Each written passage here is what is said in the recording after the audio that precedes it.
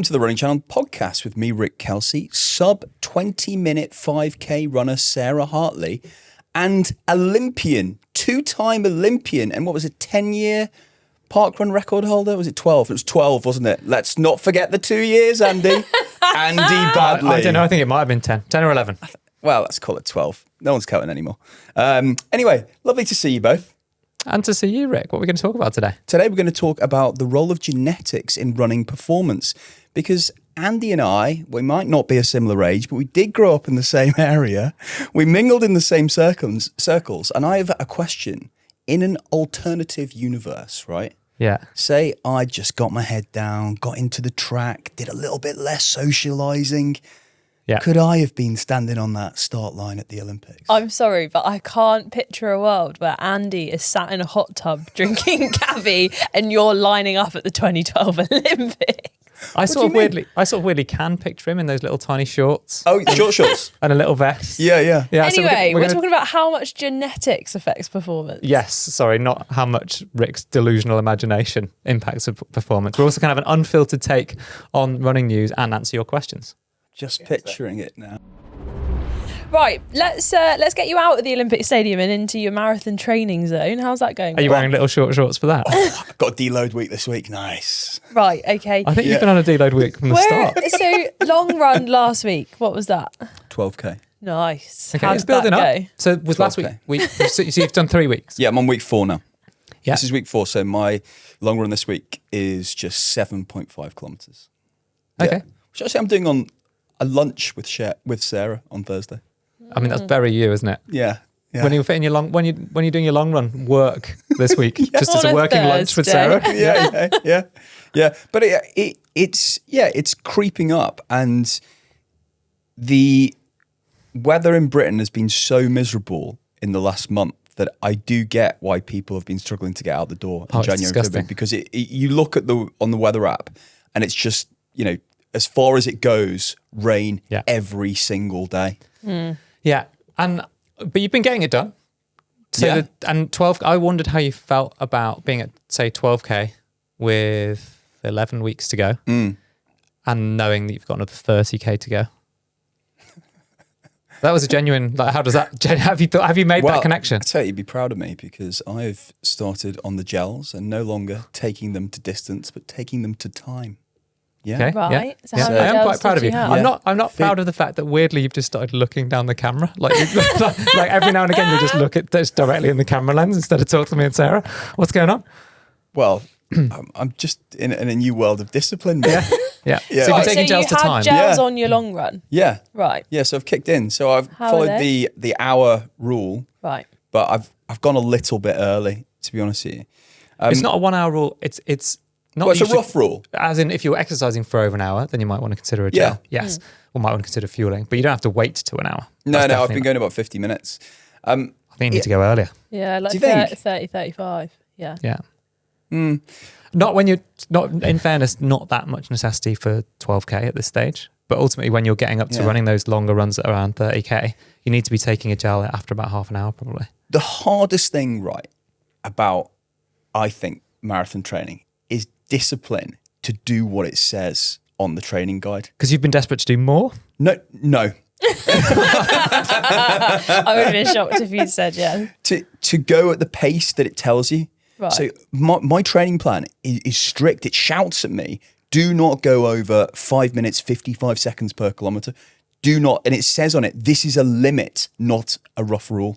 Right. And I find it very hard mechanically to actually run at that speed. I do think it's harder to shift. I'm 15 stone. What is a stone, you ask in Arizona? Why are you looking down the camera again? Because people, what? Why have you turned this into a mockumentary? Yeah, what's going on? mockumentary. He's got full David Brent on us this It's morning. like, welcome to what- the UK office. It's like Modern with Family Rick when every Kelsey. now and again they give a So little I've been side on eye a lot down of the cameras camera. recently. Right.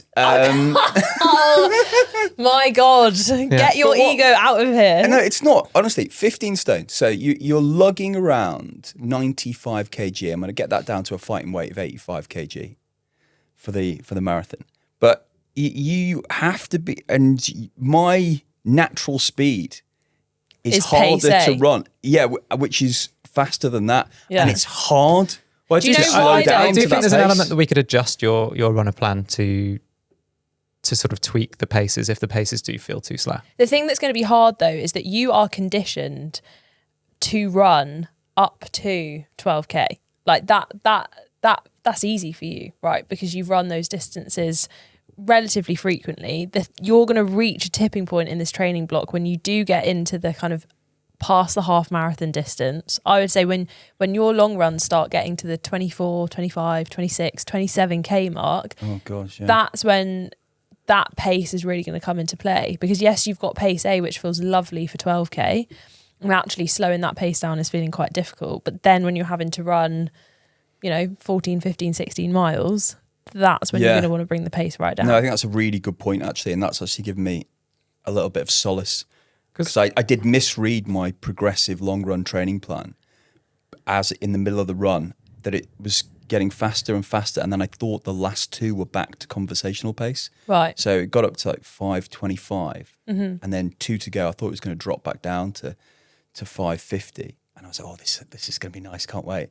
And then I've got like the watch alert, which gives you an electric shock and basically tells you running too slow, panic alert, and flashes at you. Yeah. So it was 5:15 for the Why last is it two. like talking to a granddad? I don't know, honestly. It's nuts, isn't it? Oh, like it's not even What do- that. It's what like do a you mean? hybrid between like you're kind of a granddad, but then you're also a toddler. Yeah. And I really admire how like you're saying all the words. You're like Yes. making all of the right Yes. movements, but yet you couldn't be further from understanding what you're doing. I'm following a training plan. Yes, Sarah. no, I know To a you're T. following a training. yeah. I think Blindly. My execution score yesterday. Oh my Hello. God. My Yeah. execution Yeah. score 4 was weeks ago, you didn't know what an 100%. what was the 100%. run? was it just run 7. 5k conversational pace. Yeah, you literally can't get that wrong. Yeah. The only thing you could have done is run too long or too short. Well, 2 weeks ago, my execution score was 42%. Yeah, well, was that on a workout? It was 1k over and unders. Yeah. Okay, yeah. Okay, everyone listening, I'm so sorry. I'm so sorry. The other thing though is I've just said as part of that, oh well, we could adjust your runner plan to speed things up if you wanted to.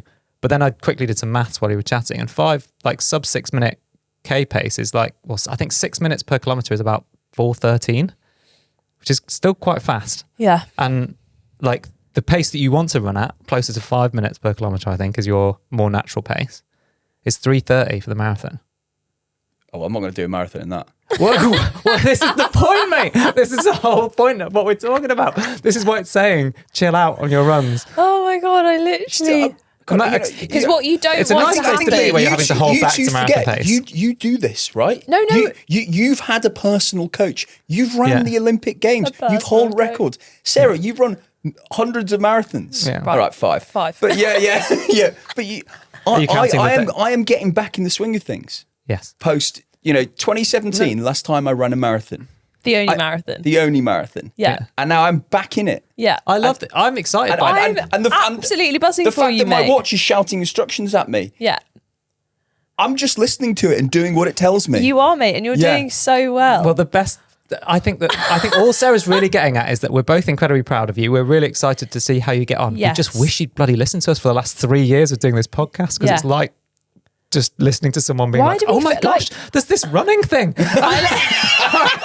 So you go really northern when you do it. Well, you know what? I'm excited. You're excited. So let's get excited together. Yeah, let's get excited together. Great. I'm excited about what Sarah did on Saturday, because this is pretty fun actually. Right, yeah. So 10k, yeah. Olympic Park.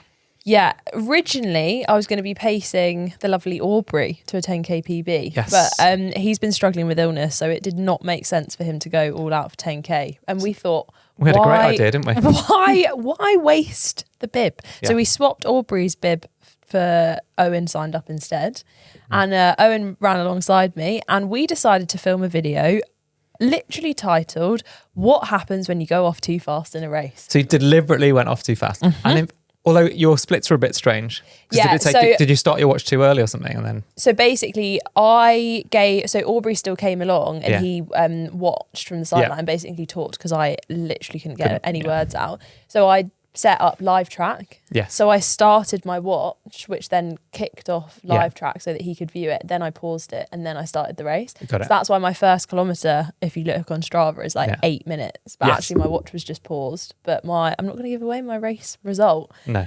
Absolutely horrific. The first 2K were at 4-minute Ks, and Well, then one of your K splits on Strava was 3:30. Oh no, that's wrong. Oh, okay. I was like, whoa! No, that's wrong. So you went off at 40-minute 10K pace Went when off your at PB is 45 minutes. Correct. Yeah. Went off at 4-minute Ks, and then just held on for absolute dear life. And we did it round Olympic Park, Yeah. which is not flat. No, We've it's done- exactly, it's the course that we've done before, isn't it? More Yeah. or less for our, we did 4 laps for a 10K where we paced a lot of you lovely bunch. Oh, Rick's got me doing it, looking down the camera now. Yeah, what you did. Hi guys. A lot It just of starts coming naturally. Running channel viewers and listeners to 10K PBs, didn't we? Yeah, and it literally has it. I kind of like it because it's very up and down. Yeah. So it's not. So if It's you not are very up and down. well, as in it's no. If you've gone off at 4-minute Ks, it's going to feel very It's up very and down. up and down. But it's more like there's not half of it is like undulating. Yeah. The other half of it is flat. So you kind of there are like a few downhills where you can just let yourself go on the pace. But then, as Aubrey described it, Mount Kilimanjaro really comes and bites you in the ass. Mount Kilimanjaro. It was huge, It's honestly. basically a ramp up from some tennis courts. I was going to say. I've climbed Mount Kilimanjaro. So I told you this, the other haven't thing I? is, Rick has been when we've done it twice, haven't we? In the same place, we did 2 Yeah. lots of 10K where we paced a group of runners around there. Did you pace anyone? No, he did not. He, that's why he's got no idea what the course is. He's been there twice, but he Yeah. stood at the start and finish line and watched people come past for 2 or 3 hours of his life. I was hosting the event. Yeah. That was what my, But didn't bother to recce it or Yeah. jog or my like, job I love was how to when host. you say to when you're host. hosting the Yeah. event, why do you make that sound as if that's a much superior job to actually running it? Yeah. Well, Sorry, someone's got I to was do it. I was hosting Someone's the got to do event. it. kind of Yeah, a big true. deal. Yeah, but I'm now feeling slightly sorry for myself. So I did that on Saturday. And then you did a really long run. Then I 27, did 28K? Yeah, then I did a 27K run with my friend. Very interesting the different stages that you and Rick are at for a marathon, which is broadly on the same weekend. I think you're a couple of weekends ahead A of it. couple of weeks before. Yeah. Well, there's only one of us who's gone wrong on that then. I'm following a plan. Are you? I don't I'm think following you a mentioned plan. that. Yes, I plotted the route for this 27K. Yeah. We're filming this on a Monday yesterday. Oh my God, I should not be allowed to plot routes. I did the same actually on my long run. It was brutal. Horrific hills. And I am now going to have to be really sensible this week because I'm actually going to follow my own advice for once. At the end of that run, I felt a slight pull on my Achilles. So that's it. All runs stopped. I'm following the protocol of me and calf raises. Yeah. And 'cause calf holds are going to You're be best friends overdoing this it, week. Sarah. Your genetics can't cope with it. Funnily enough, I'm following the same plan from the same app. I think I've just ticked the next level to you. Well, yeah, interestingly, genetics is like an indicator from everything that we've read to talk about this podcast in this episode is an indicator of how resilient you can be to withstanding injury. Obviously, you can change that within reason with like strength and conditioning and trying to prehab and rehab. But yeah, genetics definitely does impact that. And I'm getting a glimpse, sort of, at the moment into my former genetic ability. Yeah, because you've been smashing out some good workouts. The workout I've been we'll dive into the topic in a sec. The last week's workout on the Wednesday I did 12 800s alternating pace with recovery between each 800, so they weren't continuous. I had 90 seconds recovery between each one. And before Andy said, do this session, do these paces. And I replied to him on message. I was like, mate, what? I can't do that. Genuinely, I was like, I really don't think I can hit those paces. And he just What were replied, the paces? it was alternator. So the fast ones were 2:30 for 800, which is a 5-minute mile pace, 3:07 per kilometre. Oh, sorry. Right. Yeah, so 2:30 per 800. And the Right. slow ones were 2:45 per I 800. thought you meant 2:30K pace for a Yeah, second. well, yeah. I mean, those numbers are so foreign to me. They just go. Well, I mean, that Yeah. could be any numbers, couldn't it? mate? Yeah. But I did it. I got out there on my own and did it. And then actually just Nice. to finish the week, I had my long run yesterday. And the day before that, I had a 10K, in inverted commas, Andy had said steady. But he'd set me a pace, which very much felt like it might be tempo. Mm-hmm. Right. But actually, it felt great. And I was going to go out and do it on my own. And then my lovely daughter was doing the classic children's thing. I'm like, what can I do? I'm bored. What can I do? And I said, I'm going for a run. She's like, oh, can I come on my bike with you? I was like, yeah, you can. So put the bike in the van, drove somewhere slightly different so that we were completely on a cycle path, but not on roads. So and she accompanied me for an hour. She was brilliant. Oh, And, nice. yeah, so that was a very wholesome. And she didn't get bored. No, she was chatting away. And it was that Did you have to chat back? a little bit. She had no, I was like, I'm doing a warm up for 10 minutes, and then I've got to do this thing which is going to be much harder. And then she got more chatty as the run went on. And I was like, I'm so sorry. I was struggling a little bit. And she's like, yeah, but my friends did this. And also it was like quite a nice, you know, when she's 11, you take children away from screens and their friends who like kind of all want to be teenagers. Mm-hmm. And then just in that environment, she was sort of much younger again. Like, as in like just really chatty and funny and a bit silly and all of the stuff that kids are sort of afraid to be as they're sort of just growing up and on the cusp of being a teenager. Oh, so what a lovely wholesome atmosphere. That sounds very nice. That was really nice. And it sort of takes me back to being at school, because that's how we're going to start this topic now, talking about genetics. Because you asked me before we started recording, Sarah, like, when do you think genetics are evident?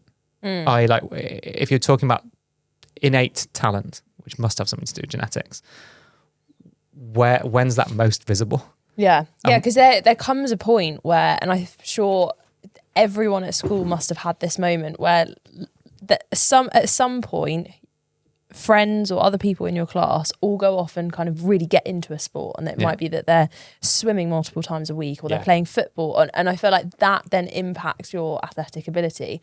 So it must be really, really young when you kind of really see that difference in genetics, whether that's like hand-eye coordination or whether that is just pure speed, before you get kind of all of the, I guess, nurture elements of training, doing more outside, training. Yeah, and it's hard to, because I think I can go back to my own experience, like going into year 7 in the UK, which is being aged 11, 12, going into high school. And Rick will remember our school, we had interform cross country. So we had 180 kids in each year at our school. And in the first, you know, obviously interest in this sort of thing dies off as you get older and you realise you don't have to do it. But certainly year 7 and 8, so when you're like 11, 12, 13, it was almost like everybody did it. So you'd almost have 180 kids running. Yeah. And I would come about 15th to 20th in my year at my school. That blows my mind. And this is what I talk about when I talk to young athletes now. This is my like opener, because I'm like, well, actually not convinced that I was the most talented. I mean, that's pretty clear evidence that I wasn't the most talented actually. But of those 15, then I started showing up to training. And one of the things we're going to talk about is how genetics will impact, like certain gene adaptations will have an impact on your response to training. And I clearly must have that, I think, because the moment that I then started over the next few years training properly, I did get quite a lot better, quite a lot more quickly. And I think that's the interesting thing here, because there will be some people, because I've heard you say that story before, and I feel like sometimes you say it in a way where it's like, just literally carried on showing up. I was absolutely rubbish, but I showed up. Yeah. But I think there is some... I think if me and Rick had just shown up for ages, we wouldn't have got to the Olympics. Well, we'll never know with Rick because he didn't show up. No, I'm joking. I'm joking. Hey, shown up now. I finished 4th in everything. Oh yeah, you were probably beating me. I was always 4th, like from first year to year 7 to 6th form. I was always one off. Always last. I think. But you know, genetics and your DNA, so you know the blueprint that determines your potential. It's both physical and mental as well. And a whole bunch of this is going to be really hard to differentiate between. So like, you know, we've got some notes, stress resilience, risk taking, and the mental drive to push through pain. There'll be an element of your psychology that comes from genetics. But then also, surely, the like attitudes of your parents and your teachers and stuff and the way they speak to you and all of that sort of stuff's going to have a massive impact on that. Is that genetics?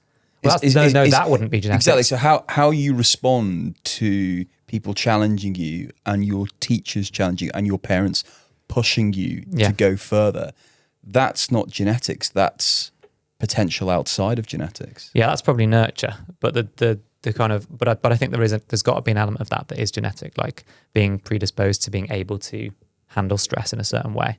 But I mean, we can't go into the nuances of that. I think a lot more of the stuff we're going to talk about today is kind of the physical stuff. Physiology. So what about this ratio of fast twitch fibers for power and speed to slow twitch fibers for endurance? Let's talk about what do genetics influence? Yeah, like muscle composition is what Rick's just talked about, I think. So they're definitely going to, genetics and your DNA and, you know, your heritage is going to make a big difference there. So the way in which your muscles are composed. So the ratio of fast twitch and slow twitch fibers and so on.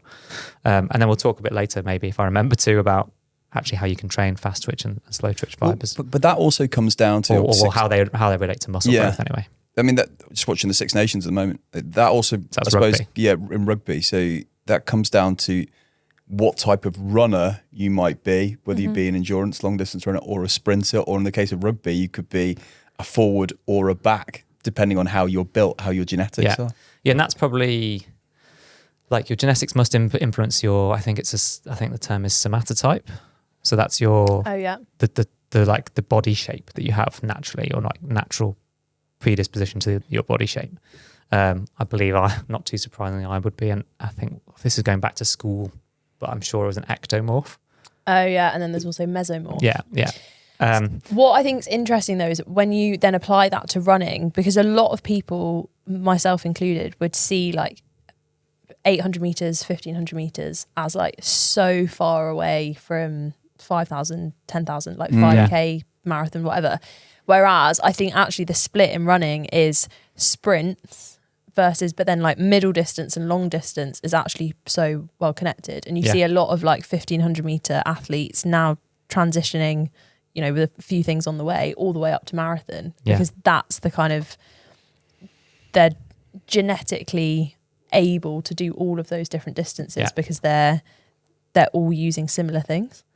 Yeah, I think the cutoff is around about 800 meters. I think you can run 800 meters as both an endurance athlete, like you'd argue Seb Coe, Steve Ovett back in the day. Those were they were definitely endurance guys. They were good at cross country. They were good at 1500 meters, but also world and Olympic champions at 800 meters. Versus you can also do, we're going to talk about this later, Femke Bol stepping up from the 400 meter hurdles to run an 800. We don't know whether she's going to be able to be world class, but I do know a lot of world class 800 meter runners who are more like 400 meter runners. Yeah. And so could you see her doing a 5,000? No. That's why I think the 800 meters is quite a good cutoff. Yeah. And you might have like 800 with a foot in sprints. Yes. Or 800 with a foot in so it's the half. That's the. Whereas I think most people would think that for a normal person, you'd probably think that's more like 5K, because a 5K feels so fast. Yeah. But no, I think you're right. It's a really good point. And I think that genetically I was in denial, I think, as a kid, because I started and I used to sprint. So I used to, run across the playground. I'd be the first person to touch the wall. That's like how I started running. And then but can you imagine Andy next to Noah Lyles? Hey, but I did it. I've run the 100. I used to run the 100 for my club. Really? Not properly.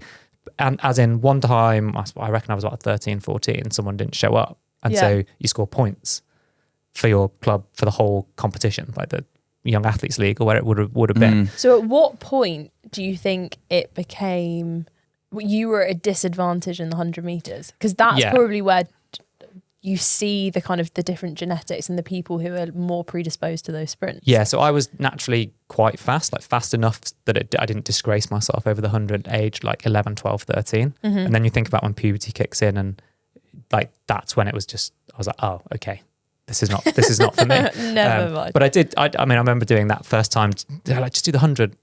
Because I used to do my race weekend was the 4x1 relay and the 4x4. 4x4 was definitely much more comfortable for me. The long jump and the 800 meters. Those are my 4 events I used to do. And then long jump. Yeah. And I used to do 2 rounds of the long jump, then run the 800 meters, then come back. And I'd always do better in my long jump after I did the 800 meters, even though I was tired. Do you know what? It kept it interesting. You were never bored. You do so much stuff. No, but I was in denial, I think, because I wanted to run. If I could have been a 200 or a 400 runner, I would have done that. And then I was sort of forced to doing 800 because I clearly wasn't good enough at 2 or 4. And then I tried all the way through to age 15, 16 to make our national championships over 800 meters, until finally I just admitted defeat and did the 1500 because my coach was banging on at me. He was like, you're really not an 800 meter runner. You need to do the 1500. I was like, no, it's fine. And I never managed to get the qualifying time at 800 all the way through 11, 12, 13, 14, 15. And then, at the end of one summer, because I'd missed qualifying again in the 800, I was like, fine, I'll do a 1500. In that very first 1500, I ran 5 or 10 seconds inside what would have been the qualifying time for that distance. My coach was like, see, told you.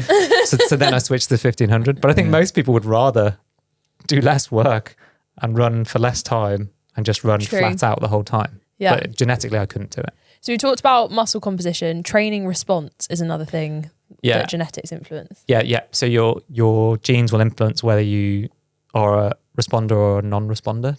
And there's the things that you might be responsive to will be really different.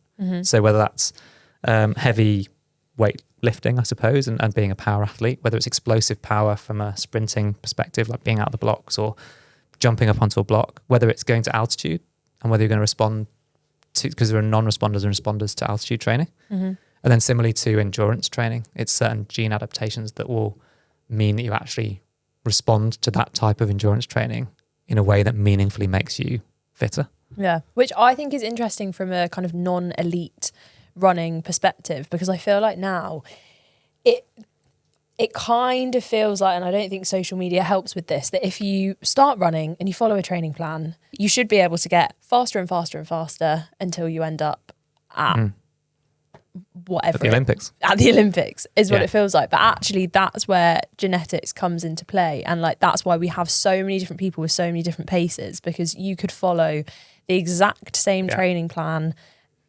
as your identical twin. No, because that would have the same genetics as your friend and start off at the same pace. And one person might respond better than the other and end up faster. Yes. And so that's why you have people who follow the same things and end up at different paces. Well, that's why you have training groups around the world that are still elite training groups, and they're broadly doing everything together. Yeah. And the coach's job, I suppose, like the nuance is then tweaking each individual person's plan to slightly work into for them, for whatever their strengths might be. And this is an aside, but I was thinking about this on the way into work today. When you hear athletes who have won the Olympics, any sport actually, they'll be like, oh, this just shows anyone can do this. Like if you work hard and follow your dreams, then and believe, then anything like, and part of me is like, well, yeah, that's a brilliant message. And actually I want my kids to have whatever they want to be. I'll never crush their dreams. I'll be like, yes, maybe you could be a professional footballer. Let's give it a go. But this is why the poll after the Olympics, wasn't it something like 80% of people thought they could make it to the 100? Yeah. With all due respect. Definitely not. Your genetics might say otherwise. And even I sort of would always thinking, well, I've trained as hard as, like I was in those Olympic finals, and you'd sort of hear people saying, oh, this is choke. I'm like, well, maybe I just wasn't good enough. And I was sort of okay with accepting that. But also it means it wasn't true. Like I did do all of those things. I did believe and I did train really hard and I did get all that. And it's like, well, things didn't go my way and maybe you were just better than me. Is it possible to put a percentage on it all? So in your case, could you say, well, the reason I got to Olympic Games was because 60% was down to my genetics and 40% was down to my work ethic? Ooh. I mean, I don't know. Maybe if anyone's listening and knows the answer to that, I would love to know, or whether there's actually, because there's a bunch of testing protocols and where you can get your genes tested. So maybe we should actually all find that out and see what our strengths should be. And I'm going to ask a different question based on that. So say, I know my answer. So say you did get to be one of the best in the world, or you're great at thinking. That's applying we already aren't. Well, okay. So just taking your current situation. Thank you. And if you found out, so if you could get to that level as one of the best in the world without having to train very hard, just by being so much better than anyone else, would it be as rewarding? Similarly, if you had trained really hard and then you did some kind of genetic test and it just said that, like, you know, you're a freak of nature and you're always going to be the best in the world no matter what you did, does that remove some of the because it's the pride? Yeah. It would for me to answer that question. I think especially in running, the effort is I think the reason people love the marathon so much is that regardless of whether you're doing 30 weeks or Rick's 14 weeks of training, that's such a long time. Like if you run a 5k PB, for example, at the end of a 5k block versus just haphazard. Yeah. Obviously not haphazard because you've put training in. I think it always feels more rewarding if it's at the end of a block. Yeah. Because you attach pride to the effort that you've put into it. Yeah. I remember reading, and I think I read this is a long time ago, an interesting like psychological trait where it was saying that you should attribute your successes to your like talent, I suppose, because that's not going to change next time. So you're always going to be able to do well based on that's an innate ability that you have. Whereas you should attribute your failures to not like something that's within your control. Well, that's a good point. Because then if you failed at something, you can do something about it. And then I think that's right, because then if you attribute your like successes to something that you might not do the same way next time, then the building blocks of that success start crumbling. It's fascinating. I would argue that for 98% of people, including most people listening or watching the show, that the genetics are largely irrelevant. Now, just doing something is better than doing nothing. Largely irrelevant, because in Andy's case, he's playing in tiny margins at the top. Mm-hmm. But from mine and your case, going from where you were 5 years ago to what you can do now, running sub 20-minute 5Ks, or from me going from Christmas to having a nice time to running a marathon. That's two completely different human beings. Like literally, by the time we get to April, that is two completely different, with two completely different potentials on it. Well, and you look at how much, I mean, people look at the genes I think it's the ACTN3 and ACE gene, which influence how muscles function and generate energy, and they determine how much protein you produce. But actually, the margins for those are only relevant to people like Andy. They're not actually that relevant. They are, okay, when it comes to muscle repair and how much we charge back, but actually we know we can navigate and mitigate those problems by how we personally train. So if people are listening or watching and panicking, thinking, oh, well, you know, I just haven't got the genetics to be a 5,000 meter runner. Well, actually, unless you're planning to run at the top level, you have. However, the only thing I would counter that with is, whilst the majority of us are not elite athletes, we are playing with athletes have all of the time to train, in theory. And so they're looking at the 1% marginal gains within all of their training effort that they're able to put in. For people who are working full-time jobs, might have kids, might have social life, anything else, we're playing with a finite amount of time. And so in terms of genetics, or in terms of if you're thinking about like what you respond best to, that might be useful, because you can work out, it's about efficiency. So like genetics affect training response, injury resistance, and psychology. If you can start to look at that and like bring that into your training, and then understand how you're going to respond, like which type of training or things you can actually change that'll have the biggest impact for you. Yeah, then can you become a much more efficient athlete? Not talking about world class. How do you do that? I don't understand how you do that. I've got an example, and I can't remember, sorry, whether I've mentioned this on the podcast in the last few weeks. Apologies if I'm repeating myself. It's about fast twitch and slow twitch muscle fibers. Yeah, we have. Yeah. About how, so that would be a good example of that. That's genetically predetermined. And so then there's always been this thinking that, well, like we can't put on muscle if you're predominantly slow twitch muscle fibers. But this study that I think I did talk about recently is where as long as it was either 60 or 80% of your 1 rep max, as long as you follow a protocol where you lift weights to exhaustion or to fatigue, then it doesn't matter. You put on the same amount of muscle proportionally. It's only when you limit yourself. So say you did 3 sets of 8 reps at a certain weight, then depending on how much fatigue that is for you and what your muscle types are, then you're going to put on different amounts of muscle depending on your genetic makeup. Yeah. Whereas if you go to fatigue, so someone who is an endurance athlete with predominantly slow twitch muscle fibers doing that protocol might be lifting a lower weight, but might have to do like 20 reps before they fatigue. Whereas a power athlete might be lifting a slightly higher weight because it's a percentage of their 1 rep max, but might only do 6. But if those two people do the same thing where they get to the same level of effort and exhaustion, then they'll put on the same amount of muscle, was what I read in that study. No, I get the study, but does that mean that we should all be going to fatigue when we're doing strength work? Yes. I mean, probably not every single time you're in the gym. There's probably a time and a place. So maybe I need to do a deep dive, and we'll try and link that study in the show notes as well to work out how you'd actually apply it. It also depends, all of this, on what your goals are.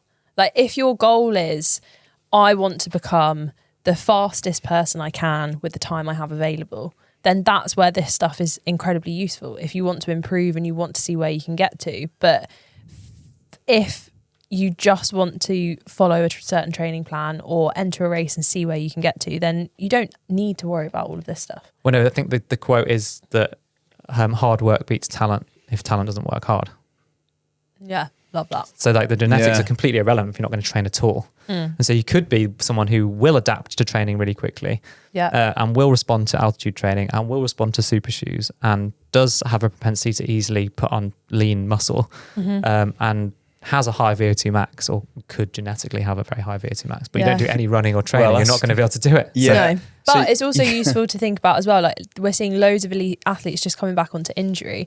We're seeing quite a lot of elite athletes who are supplementing running with like cycling, for example. Yeah. And that surely must be down to kind of injury risk or like injury Yes, prevention. the amount of impact that your body can sustain. Yeah. Yeah. So if you are kind of wanting to improve, you don't feel like you can put any more runs in because maybe you don't have time for strength and conditioning, then exploring like, okay, how predisposed am I to injury risks? What can I supplement? Like it's about maybe training smarter rather than training harder. Yeah, and we'll finish off maybe by talking about one study. There was an Essex University study a couple of years ago where it tracked, it wasn't a particularly grueling training program from my understanding, 3 times a week running 30 minutes, but they tracked over 3,000 genes, and they found that 19 key gene variants had a big impact on whether or not people would respond to that training. And that doesn't mean the people who didn't respond wouldn't respond and get fitter if they did a more varied training week and just did more running compared to what they'd done previously. But in this one, it did show that the gene markers had a big difference on how that sort of basic endurance training would contribute to actually getting better. So it said something like the participants that possessed these 19 key gene variants improved their performance by an average of 11.5%, with some seeing VO2 max gains of up to 20%. So that's pretty big. But people without any of those key gene variants showed little or no improvement when they were exposed to that kind of 3 runs of 30 minutes a week training program. Well, if there's one thing that you can take away from this discussion, it's that if your next race doesn't go to plan, you are allowed to blame your genes as part of your excuses. Paul. Especially if you actually ran in Jeans. Didn't we? An obvious joke, but I still love that it. joke. Yeah, I couldn't yeah. help myself. I remember. Did you And we run in are all jeans? wearing. I know you're not wearing Did you jeans. run in jeans recently? At the National Running yeah, Show, you did. yeah. I thought so. Yeah, but they were nice and stretchy.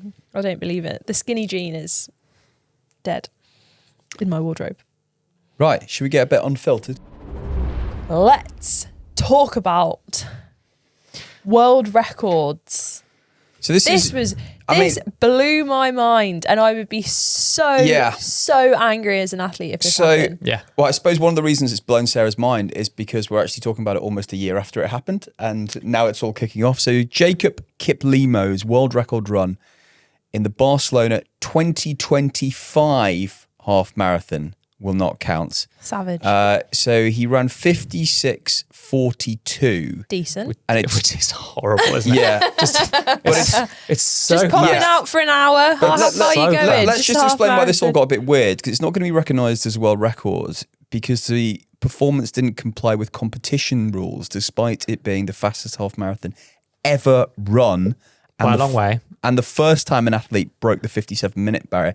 And the reason centres around Kiplimo's proximity to the lead race car, something that I sat in once, and I was not driving this one, but I just can't believe this happened.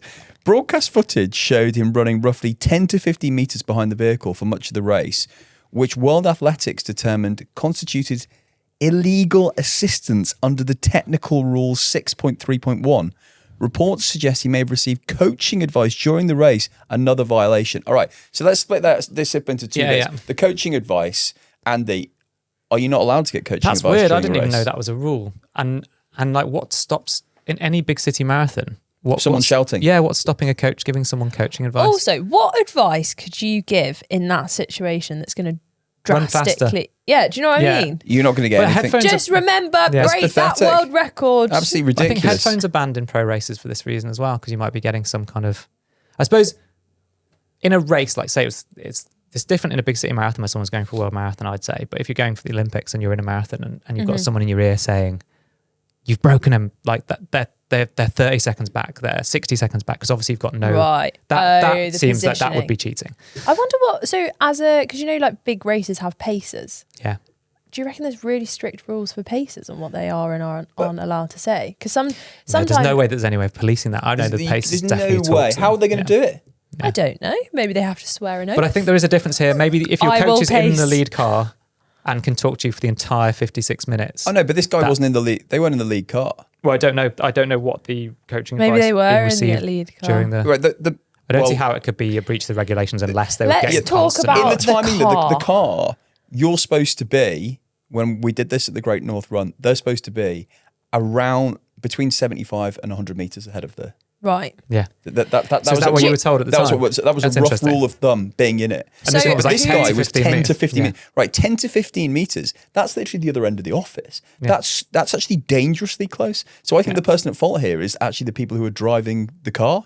Yeah, it does seem. Yeah, it's the organiser's fault here, unless Yeah. like it's not the athlete's fault. He's just running at his absolute max. And- Imagine if you drove that car. How bad would you feel? Well, Well, 'cause it's So was it a windy day? have you ever swam? No. it's not going to make that. I mean, it will make a little bit of difference. Because the moment to you wind swim directly resistance. behind someone or cycle Yeah. directly behind someone, that because the pace is in cycling and because of obviously the viscosity of water, like Yeah. Swim behind the someone. swim behind someone, it's instantly dramatically easier. Oh, really? Yeah. And then because I watch my kids swim and they'll have the rule like you tap someone's foot when you're swimming, then when it gets to the end of the next length, they have to let you go past. Right. But then quite often the person who's been swimming up behind them really fast doesn't really swim away As because fast. that person's now getting a drag. Don't have the They don't have the drag. Sorry. slipstream. Is So that in the word? slipstream, so they don't Yeah, experience yeah. the drag. But yeah. the idea here is that they're saying that the car gave him an unfair advantage in terms of the aerodynamics. Like it was in the same way as Kipchoge's marathon didn't count when he ran it in Vienna sub 2 hours Yeah. because he had a team of pacemaker in like a chevron formation protecting him from the wind. Yeah, but Yeah. that was set up. That was designed for that. Yeah. So, that and they knew it was I going to be also knocked feel out. like they the were key trying to is break. the- They were using the aerodynamics as a force in order to get a time. Yeah. This was an organised race. This is the Barcelona half marathon. Yeah. Yeah. And that car was not looking after him. No. It was a race car. Do you Yeah, it's like reckon the it was lead car with the do you time on reckon it. it was an inside job? What you mean? Do you think that the organisers conspired? They're thinking, oh, if we do this, then we're more likely to get a world record, so we're more likely to get the press. All I'm saying is I think this was the first time we've ever mentioned the Barcelona half. And now we're talking about it. Yeah. They were desperate, Now we're to be talking on the about running it. channel I think podcast. this is bet pretty you wild. there's someone listening Absolutely to this wild. who's like, oh, I fancy a Right. half marathon in Barcelona. If you get and I assume it's an electric vehicle. Hang on. and why- That's actually well, so it- true. yeah. Sorry, guys, no free car advertising Well, from if he's, us. know. or if he's, No, it's not. if It he's is. 10 to 15 metres behind and he's breathing the Yeah, fumes. exactly. That's what I was thinking. Imagine Yeah, that. It will be an Oh, electric I see. vehicle. Yeah, it'll in be an Barcelona, it will electric be. in Barcelona. It will be. Let's do some questions. Let's do Danny So from I'm just- Leeds. We're just still giggling at the sweeping Wait. statement. Oh, Barcelona. In Barcelona, yeah. My knowledge of the electric vehicle landscape in Spain is comprehensive. Are you talking about my my Barcelona e-vehicle documentary that I made? Do you remember? Did you actually? Did you make it? I was joking. Okay, I take it all back. I take it You all made back. a documentary about electric vehicles. how the grid in Spain is shaped for electric vehicles. Yeah, in Madrid and Barcelona last year it went out. God, you just make documentaries about anything. Yeah, literally anything. So let's think about the ones that I can remember. Just quick, I know this is an aside. So we've got Barcelona electric vehicles. We've got how much Penis. protein you actually need. Oh, right, sorry, yeah. You've got flaccid penis injections. And That was a low point. in yeah, and your then you career. did the Or a high Japanese point. culture of super fandom. Oshikatsu. Oshikatsu, yeah. Yeah. It's- You like that one? I love that one. That is a brilliant love that documentary. one? The others, they're all Yeah. good as well. Thank you. Yeah. Thank you. There we go. Danny from Leeds. Long-time listener, first-time emailer. I'm currently training for the Leeds Marathon in May. I've done marathons before Leeds, but it has a unique element to it, this one. Although a fairly challenging road route, the most notable challenge is the hill that is just under 2 miles long, approximately 18 miles in. I've been thinking about pacing strategies as I'm aiming for a PB, but not sure how to approach this section. I just wouldn't approach it. Option A. Change race. Just turn Change around the rate. run back. I didn't know about this. 2 or 3 miles before, speed up slightly to bank the time, knowing I'm going to slow down on the hill. Or option B, maintain pace and hope for the best. I'm currently leaning towards option B, but I'd be interested in hearing what you do if anything different I've not considered. Can I Danny's say, I think this missed out. is an absolutely brilliant question. Yes. This So is a you great could put question. that scenario that's happening in Leeds Yeah. into another marathon.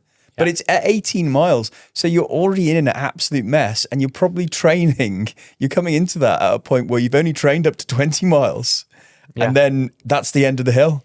Oof. That's challenging. One thing I'd say is, I don't know what watch you're using, but if you are using a Garmin watch, then have a look at Pace Pro. So Pace Pro has it's a setting where you can program in the GPX profile of the race and map it out. And so it will see the elevation profile. And then you can say what your target time is, and it will take into account all of the elevation changes on the course and map out a pacing strategy for exactly this use case. Sarah's used it before. It is great. You can also, it's got a little kind of tilt, so you can adjust how aggressive the kind of pacing strategy is as well. Right, I've had a little look, Danny, and I can see the hill. That's quite a big one. However, then when you tick over to around 20 miles, it's then downhill all the way to the finish. So I would also opt for option B. So Maintain pace and hope for the best. Yeah, looking at the course profile, you've got kind of a steady undulation up until 10 miles. Then you actually drop down a lot towards 15 miles. Then you go up for that 2 mile section and then it's downhill to the finish. So I would just say maintain, to be honest, and enjoy the fact that on the downhills it's going to feel really easy and on the uphill it will feel a bit hard. But I just feel like banking time could be a mistake.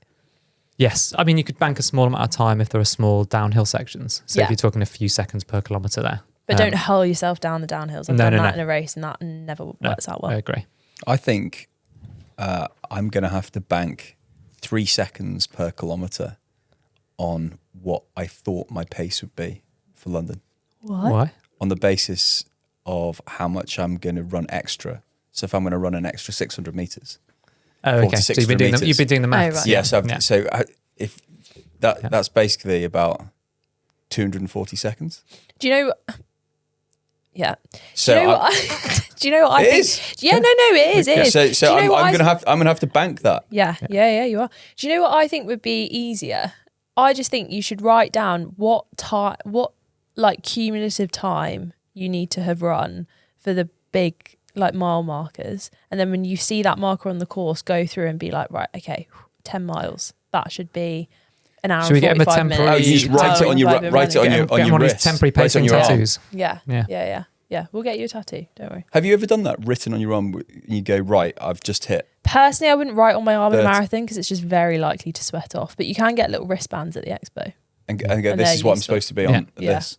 It's just easier because I would go off the watch, but then also around Canary Wharf, I'd just go off the mile marker. Yeah.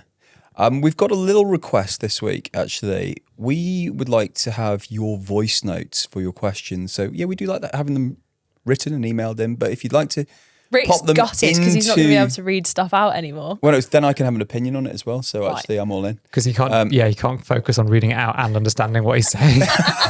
So send us a voice note, same route, podcast at therunningchannel.com. Just remember, tell us where you're from. Keep it tight. 30 seconds. Yeah, max. Rick's not going to allow any minute-long voice notes. Yeah. Do your question, then tell us how much you love us. Yeah. And you get to appear on the Running Channel podcast. It's pretty cool. Yeah.